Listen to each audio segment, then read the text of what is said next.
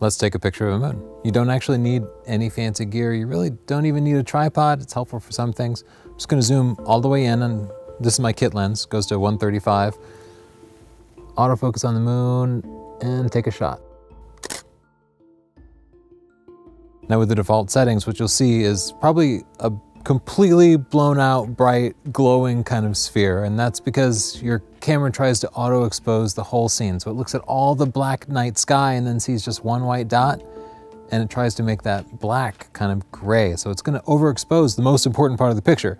So this is one of those times where you really need to put your camera in manual. So I'll put the camera into manual mode, and I'll set the shutter speed to 1/60th. If you have image stabilization on your lens, that should be fine. And I'll set the f-stop to f8. Now for the ISO, I'm going to choose my camera's base ISO. This camera has a base ISO of 100. So I'm at 1/60th, f8, and ISO 100. We'll take another picture of the moon. And that looks much better because now I can see all the little detail of the moon. No part of the moon is overexposed, and that's what you want to look for. You want to make sure that no part of the histogram is touching the right side. You can always make it brighter or darker in post so long as you capture everything, and that's actually all you need to do, though I will give you some more advanced tips in just a second. The rest of getting a good moonshot is really about planning. You want to wait for a night when you have really clear skies, and in fact, a cold night like tonight with low humidity is way better because no matter what kind of lens you have, the atmosphere is gonna make your picture much softer. And if it's warm and if it's humid, well, all that humidity is gonna move your light rays around a little bit and make your picture less soft.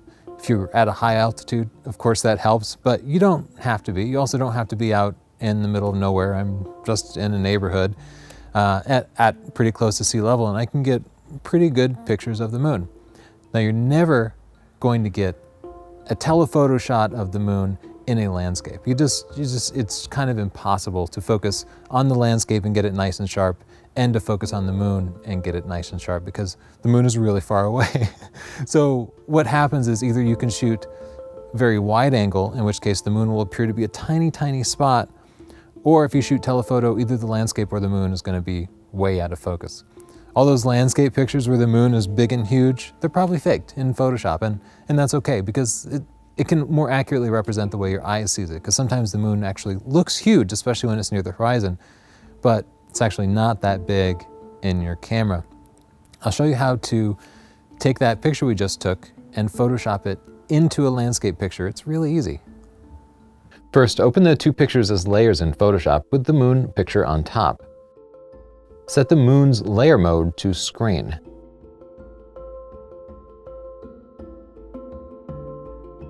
Then use free transform while holding down the shift key to adjust the size of the moon.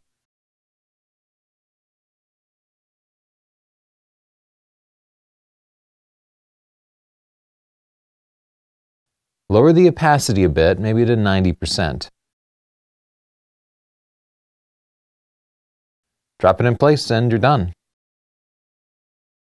Of course, you can get even better pictures with a more telephoto lens. So I'll switch from 135 millimeters to a full 400 millimeters. This is my image stabilized 100 to 400. So I'll zoom in all the way to 400 millimeters and take another shot. That time I took several shots, and I'll do that anytime I'm taking a challenging photo, because now I can go back into Photoshop and flip through all of them and pick the very sharpest one. And I bet if you take 10 pictures, they won't all be exactly the same sharpness. I'll just use this technique anytime I have a challenging photo. I'll also breathe kind of slowly since I am hand holding it. Now, as long as you're taking multiple shots, go ahead and take more than 10. Take 20 or 100 shots. Because when you get a lot of shots like that, just go through and pick out the sharp ones, but you can then combine them in post-processing to get a picture that is mind-numbingly sharp, that has just intense amounts of detail that you've probably never ever seen with the naked eye. So let's take a look at how to do that with software. First, I'll look at every image at 4:1 and delete any pictures that aren't razor sharp. If you're using Lightroom, export all the sharp pictures as high-quality JPEG files to a new folder. Visit stp.io/Registax to install Registax and make sure you get the latest 6.1.0.8 update. If you're using a Mac, visit stp.io/RegistaxMac and follow the instructions. It's a freeware tool and it's a few years old and it's primarily designed for astronomy nerds, so the user interface might not be as refined as other apps you used, but it's the best app I've found. Next, launch Registax. Click Select to choose all the sharp moon pictures by clicking the first picture and then shift-clicking the last picture. The first time you do this, you might want to select a smaller number of pictures, like 10, so that it's faster and more reliable. Now, click Set Align Points, Align, and Limit to process the pictures with their default settings. Basically, click the button with the green line under it. The Set Align Points page finds landmarks on the picture that the software can use to line up the different images. Even if you used a tripod, the moon moves around the Earth, so the images won't be lined up. The Align page performs the actual alignment, and it often fails. If it does fail, try selecting fewer pictures. The Limit page removes lower quality pictures, such as pictures with motion blur. It often fails for me too, which is why I recommend sorting through all your pictures manually beforehand. Now click the Stack button. This lines up your pictures. If it prompts you to optimize your cores, just click Yes. This is where the magic happens, the wavelet page. You need to select a scheme to sharpen the stacked images. No one scheme will work for all images, but you can use my starting point for moon pictures by clicking the Load Scheme button and then typing http://stp.io/moonscheme. That will automatically download and apply my moon scheme, but you can adjust the sliders to increase or decrease the sharpening. To speed everything up, Registax only applies the sharpening to a small part of the picture. To sharpen the entire image, click Do All. When you're happy with your picture, click Save Image. That's it. What if you try this and it doesn't work for you? Sometimes Registax won't align properly or it will simply freeze.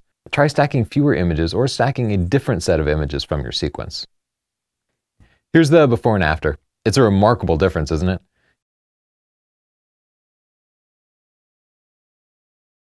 Here's a sequence of stacked images I created during our last lunar eclipse, each showing far more detail than I could have seen with my eye or gotten without stacking.